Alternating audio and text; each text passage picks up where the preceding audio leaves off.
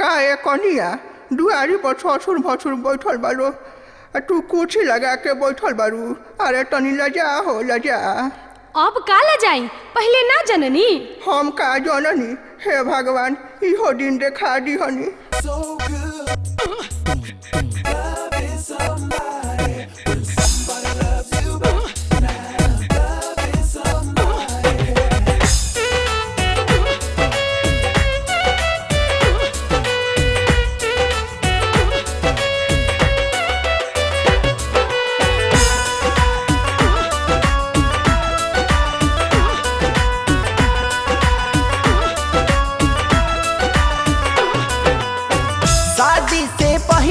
हमके दीहानी देखाई बताई आमा जी।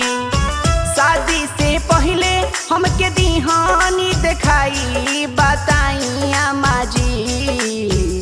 अब हम केकरा से लजाई कि हम के बताई आमा जी।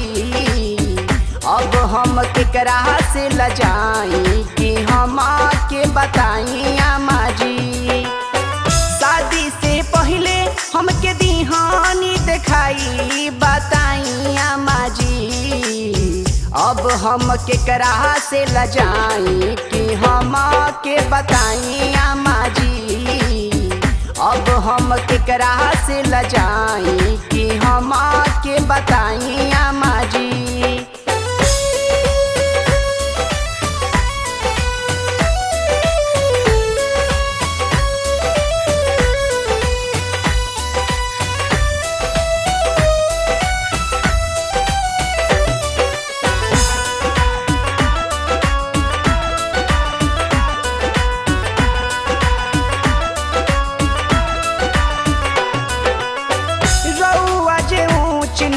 कुछहु ना बुझिले इहे एगो और लेके भोरे भोरे उठिले।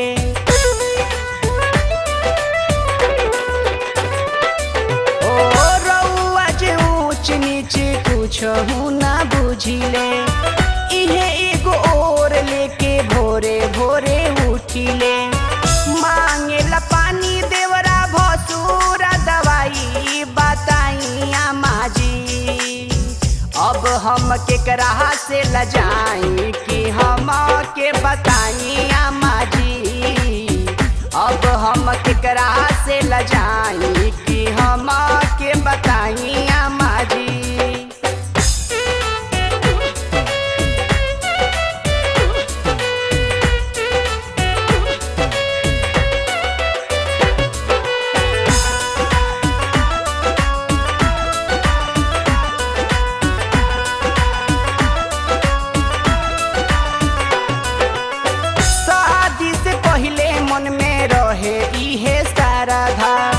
सबके समेट के लगा के रहेम पारदा।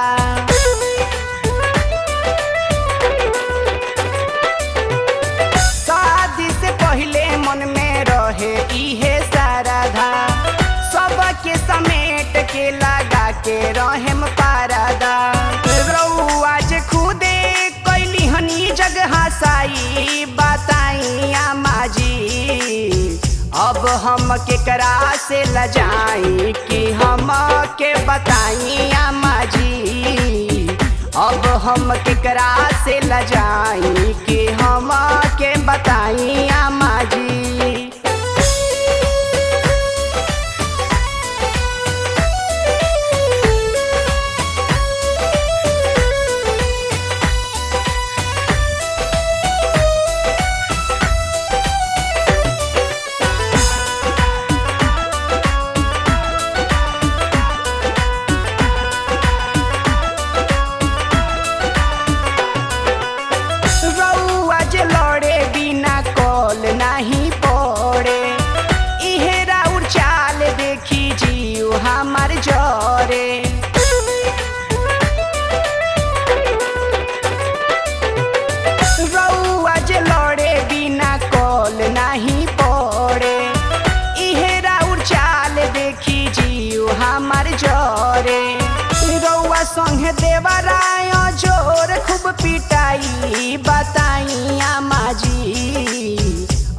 हम केकरा से लजाई कि हम के बताई अम्मा जी। अब हम केकरा से लजाई कि हम के बताई अम्मा जी। शादी से पहले हमके दिहानी देखाई बताई अम्मा जी।